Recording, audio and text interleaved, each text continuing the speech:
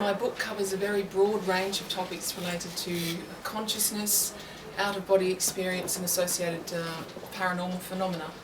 So I started by asking myself the question, what would be the most helpful, the most useful for you to hear about tonight? Because I'm presuming that you're here because you're interested in out-of-body experiences. Perhaps you've had O.B.Es and you'd like to learn how to control them better, or maybe you've never had an O.B.E and you would like to. So with that in mind, I decided to focus on something which is quite simple to understand but hopefully really useful for you, and that is how to distinguish an out-of-body experience from a dream. But just before I kind of move on to that, I'm interested to know how many of you here have had an O.B.E? About 30%, okay. Alright, so before I go on, just in case there's anyone here who's not 100% certain what an O.B.E is, and also for the benefit of anyone listening on YouTube later, in case you're not aware, just to define what that phenomena is, an O.B.E is an experience in which you find yourself outside of the body, conscious, lucid, aware, awake, but you're using a non-physical, a much more subtle non-physical kind of astral body to manifest yourself. Probably most people are familiar with a type of out-of-body experience which is called a near-death experience. Okay, it's a type of O.B.E, and what happens in an NDE is a person reaches all of the clinical criteria for death, so they are declared dead, but they're later resuscitated, and when they're revived, they start recounting what happened to them during that time that they were supposedly dead. They start saying things like, I was floating up on the ceiling, looking down on my body.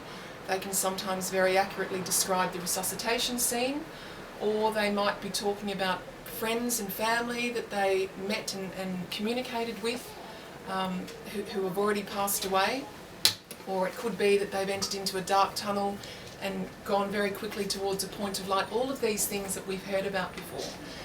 Okay, so that's a near-death experience, but then it's clear that the person is seeing and doing things outside of the body that, according to the conventional scientific paradigm, they're not supposed to be seeing and doing because they're finished, right? Wrong, they're not finished. So you can also have that same kind of experience without your body being close to death, and that is just a normal out-of-body experience. So that's to define the phenomena. So when I asked how many of you here had had an O.B.E, about 30% had your hands up. But what I can tell you is, in fact, I can say with a lot of certainty that almost all of you are actually leaving the body at night while you're asleep.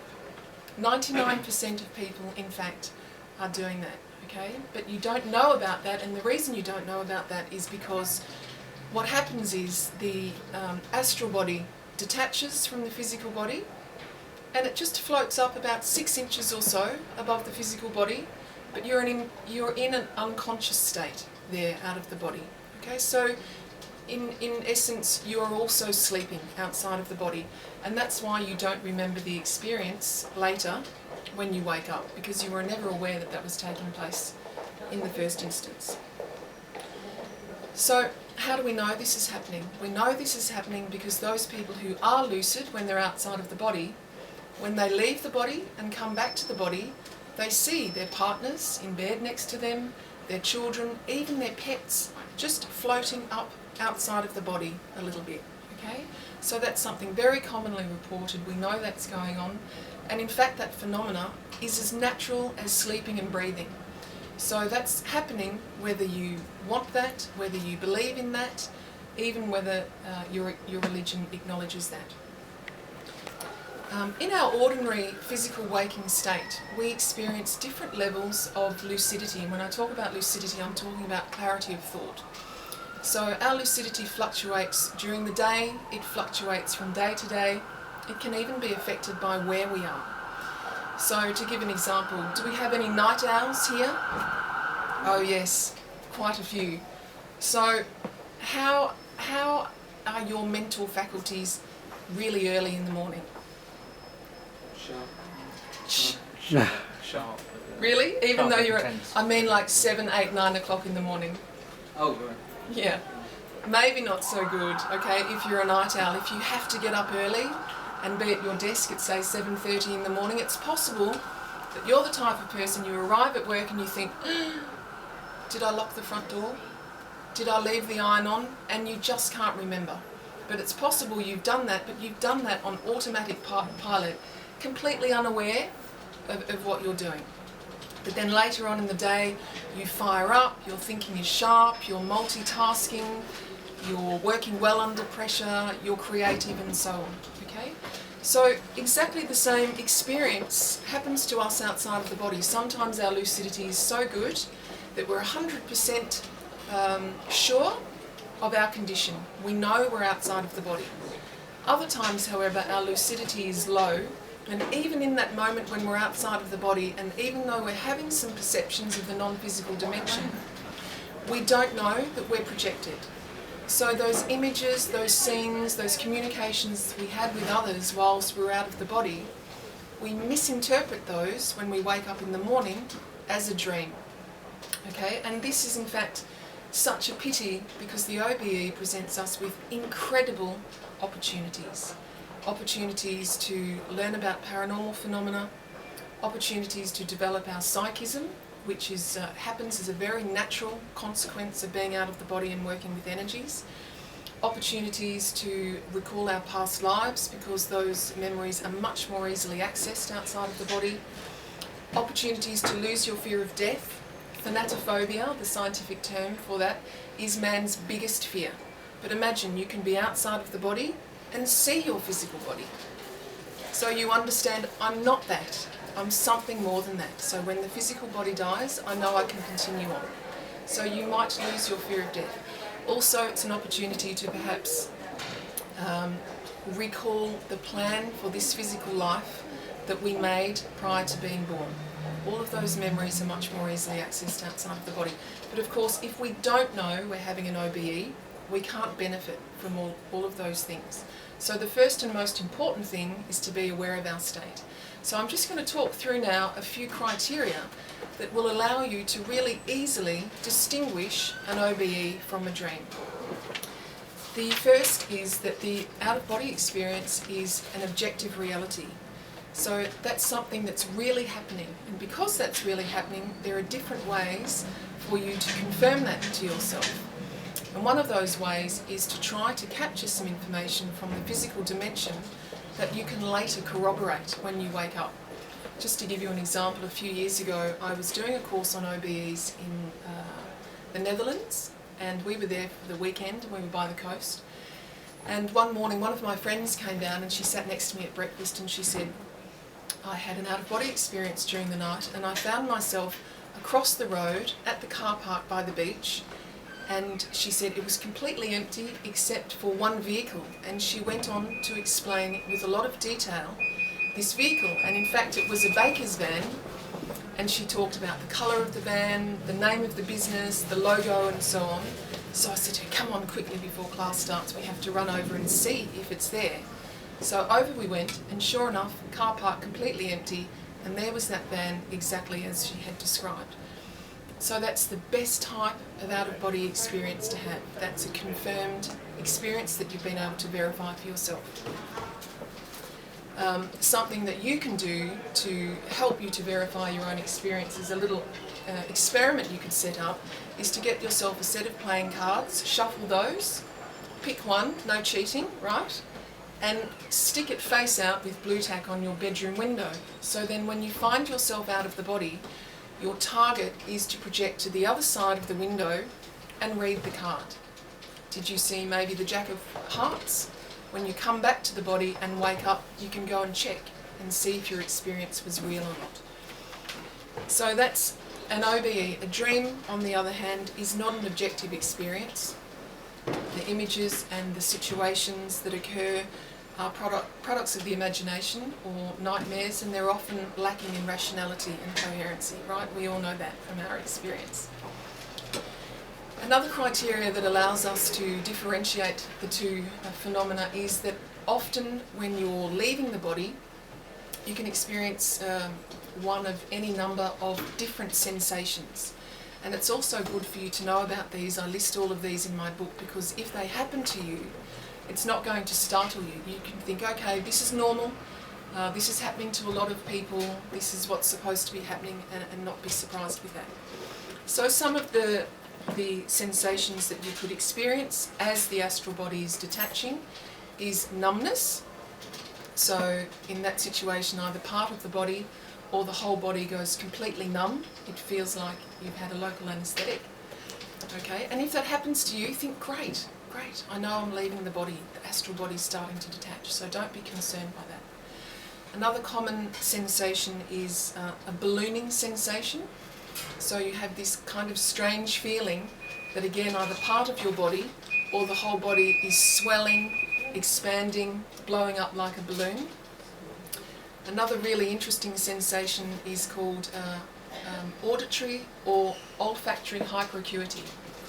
So auditory referring to sounds, olfactory referring to smells. Hyperacuity obviously meaning a heightened sense of. So to give an example, I remember several years ago I was teaching a class at the International Academy of Consciousness where I work.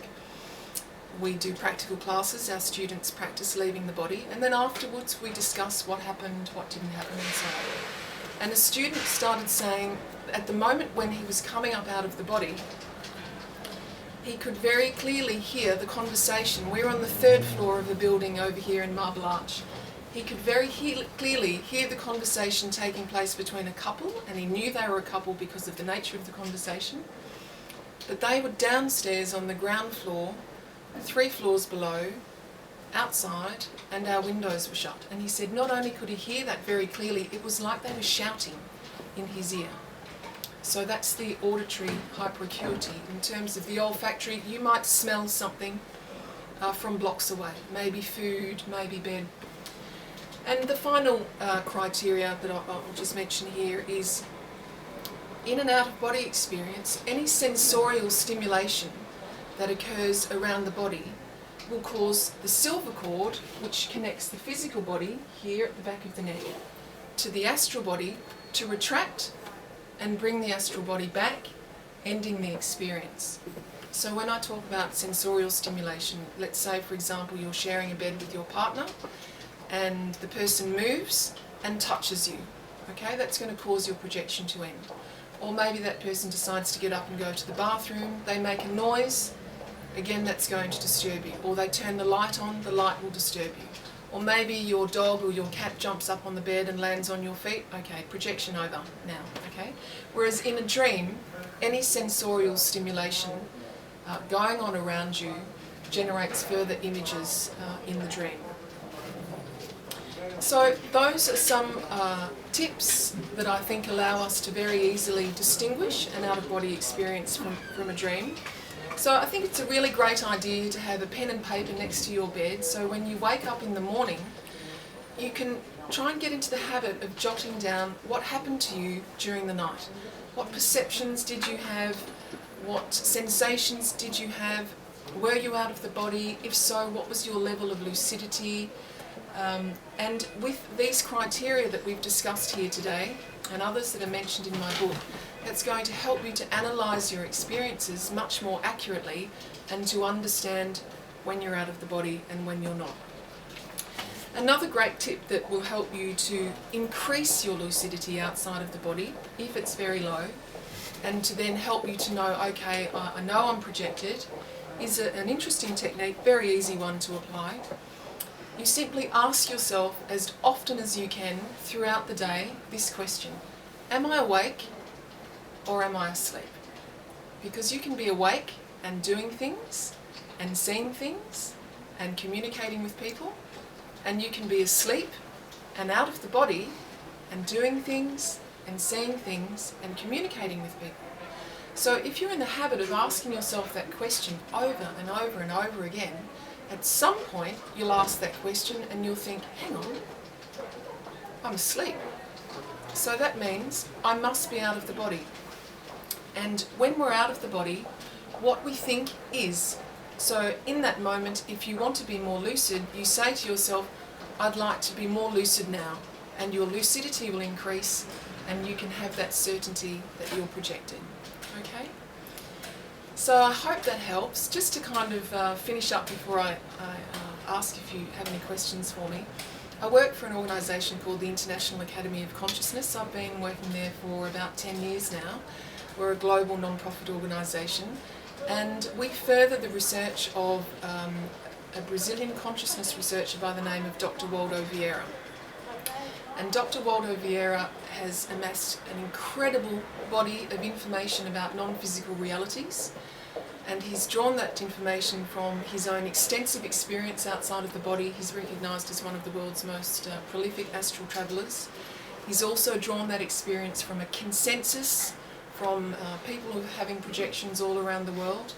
And he's also drawn that information from his own personal library, which consists of some 63,000 items. So my motivation for writing the book was to really bring the key themes of his incredible work, which encompasses about 50 years of research now, and present that in a format that is very accessible to a non-academic audience. So there are no big tricky words in there, and I wanted to do that to make these ideas accessible to anyone who was interested, so as they could benefit from them in the way that I have. So that's why I wrote the book. So does anyone have any questions they'd like to ask? Could you maybe tell us a bit about your own out-of-body experiences? Yeah, well, I definitely remember the first experience I had. It was a fairly straightforward experience, and it happened, well, I believe I was having many experiences when I was a child, interestingly, when I was ill. Because an O.B.E is an altered state of consciousness, and being ill is also an altered state of consciousness. So it's much easier to have one from another, if you understand my point. But of course, as a child, I had no clue what was happening. I couldn't discuss that with anybody, and I just kind of forgot all about that. But when I joined the IAC, I started having experiences again. And in my first experience then as an adult, I found myself floating above a beach, and I was aware that I was projected. And I was very happy because all of the things that I'd learned at the IAC immediately came to my mind, and I thought, okay, I know I can be in control of this experience, so I want to practice that. So I thought, I'm going down to the beach and I want to be there on the beach, and that's what happened. So that was a very nice first experience to have. Another experience which was interesting for me was when I first moved to London, I was staying with some friends. And I was sleeping in a room, and the bed was jutted right up next to the window, and there were no curtains on the window, and it looked into their backyard, their courtyard, if you like. And I woke up out of the body one night, and I saw all of these non-physical people peering through the window at me like this. And my first thought in that moment was, if that had been happening to me in the physical state, of course I'd be terrified, all these people looking in the window. But out of the body, what happens is you communicate in a different way, and you feel with your energies what people are thinking and feeling, what their sentiments are, what their intentions are. And I immediately could feel that these people meant no harm. They were just curious, just looking, interested to know who was in there, what was going on. And the next thing, they came around next to my bed, and at that point I kind of lost my lucidity. So it's just to kind of demonstrate that you learn a lot from being out of the body, which was why I was saying before, aside from all of those points I gave, so many things to learn about who we are and how we manifest and what our capabilities and attributes are outside of the body. So do you think anybody can do it? I think anybody can do it. I do, as long as you have sufficient determination and will to do that. I don't pretend that's something very easy to do, although for some people it will be very, very easy. For others, I guess I could liken that to maybe learning a new musical instrument or studying a second language. It may take some time and some practice. But I think what's interesting, even just about the process of trying to learn to have O.B.Es, is if you're not getting out of the body, you start learning why are you not getting out. So one kind of thing that's really important to help you leave the body is energetically you have to be very open. So if you happen to have any blockages in your chakras, those kind of vortexes of energy located in key areas throughout your body, that will hold you back in the body. So then if you're able to discover if you have a blockage and then understand, okay, what's causing that blockage, you can address that and work on that progress a little bit, and that will help you to leave the body. Some people discover as they're going through this learning process of trying to have O.B.Es that in fact they're frightened. They're frightened of the unknown, and they weren't really conscious or aware of that. And so then you can start addressing that and understanding, is there really something to be frightened of or not? Bearing in mind what I said before, if you're out of the body and you want to come back, you just go back. I want to go back to the body. Boom, back you go. So that point alone can tell you there's nothing to fear, really.